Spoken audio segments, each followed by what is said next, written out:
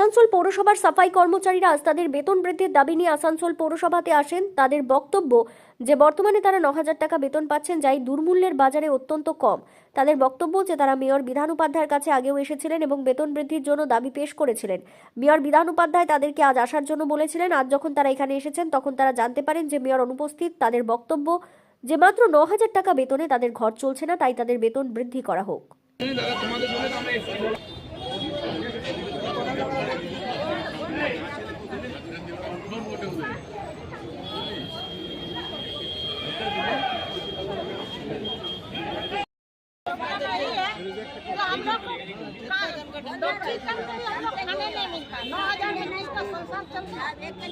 हम लोग बाल बच्चे को पढ़ाए लिखाए नहीं है। मेयर साहब को बताया, इसका आगे बार में बोला 10 दिन का समय दिया। आज का डेट दिया, आज हम लोग आए मेयर साहब पेट के चलते हम लोग को पेमेंट बढ़ा दीजिए। हम लोग पेमेंट भी नहीं बढ़ा रहा और हम लोग को पीएफ जो बाकी वो भी नहीं दे रहा है। मेयर साहब आज बोला पीएफ आज हम लोग बोला था डेढ़ दिया था आने के लिए, हम लोग को आए नहीं। आना चाहिए ना हम लोग को बुला के, हम लोग कहा आ गए, उन लोग को आया नहीं हम लोग को दिखा के। हम लोग को बोलो पेमेंट तो बढ़ा दो, 15,000 कर दो हम लोग को।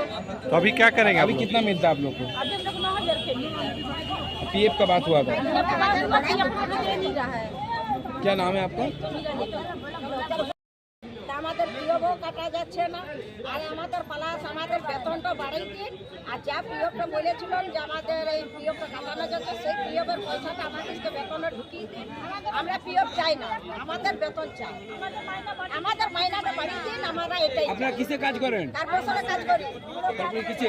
ঝাঁটার কাজ, ঝাড়ু বাজারে আমাদের শিকারের কাজ কর্মচারী। আপনার নাম? আমার নাম চিন্তা হারি।